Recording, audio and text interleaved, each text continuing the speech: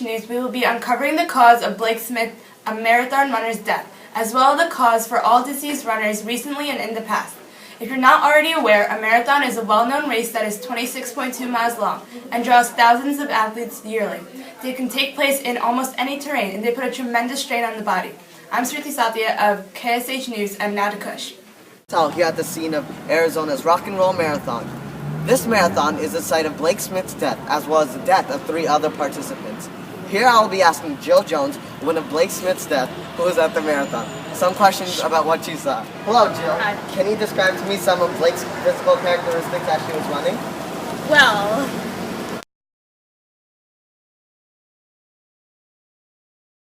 on her first lap, Blake was doing all right. She was running at a steady pace and she did not show any signs of illness or tiredness. On her second lap, Blake was beginning to decline and was starting to become tired. She accepted the water.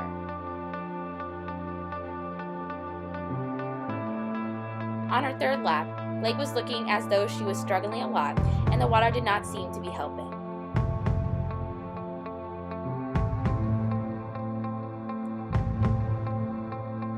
Once Blake had completed the race, she appeared to be excited at first, but then looked around very confused and fell into a coma.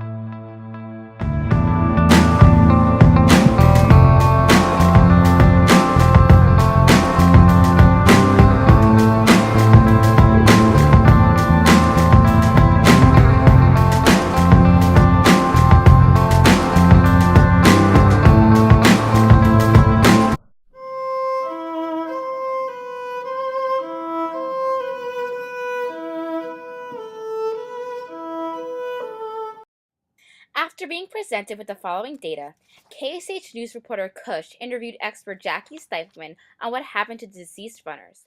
Feel free to stop the video at any time to review the data.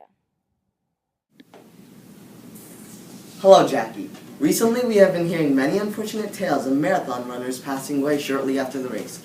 We are intrigued to know the possible causes to these strange deaths and the hope that we can stop them from happening in the future. What is your input? It is my pleasure to be able to attend this broadcast and tell you, as well as the rest of the world, why these runners were facing these difficulties at recent marathons. However, in order to understand why this is happening, one must first know the basis of cellular transport. I'm going out on a limb here and saying that's transport across the cells? Exactly. However, there are many forms and types of cellular transport. The one thing they all have in common is that they occur across the cell membrane.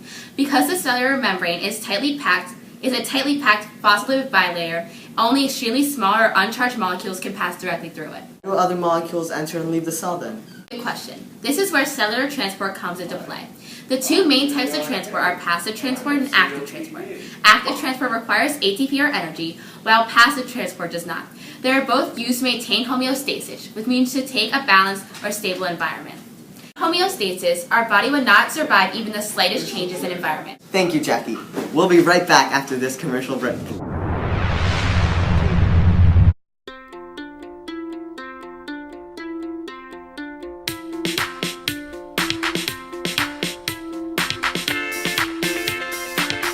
Now we're back to KSH News. As you can see, we had slight budget cuts. Okay, but now on the topic of cell transport. I'm sure our viewers are dying to know, how does transport occur without energy? I wish I could use passive transport to get to work every day.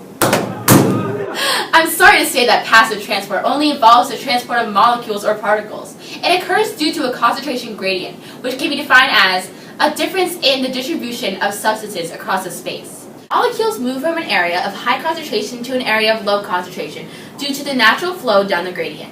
This is why no energy is needed for the transport to occur. Passive transport the culprit of the deaths of these marathon runners?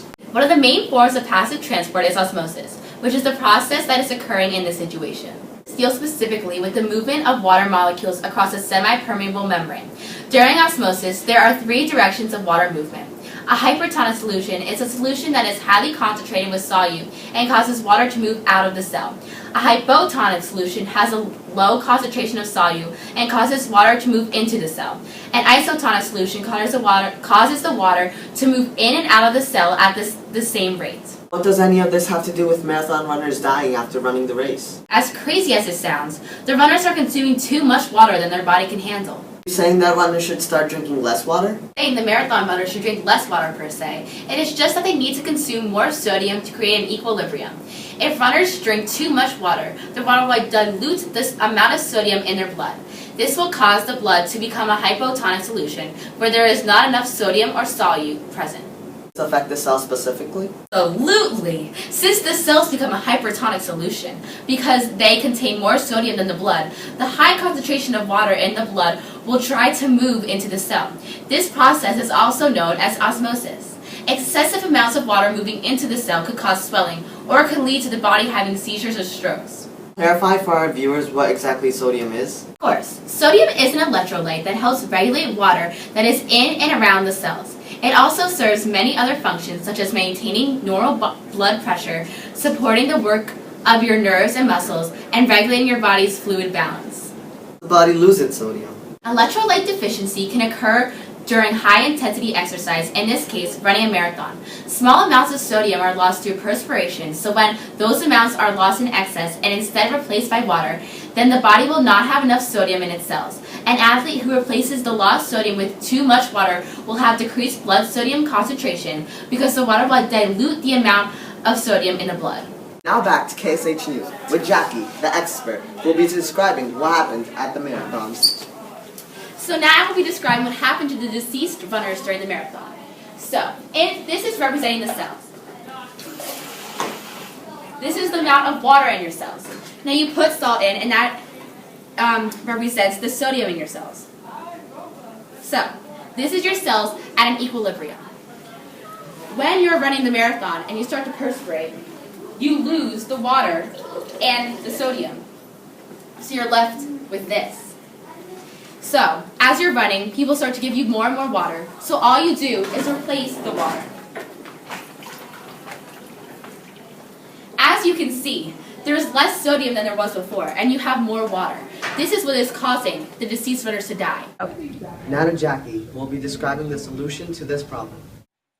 Thank you, Kush. In this segment, I will be discussing with you guys the solution to this disastrous problem.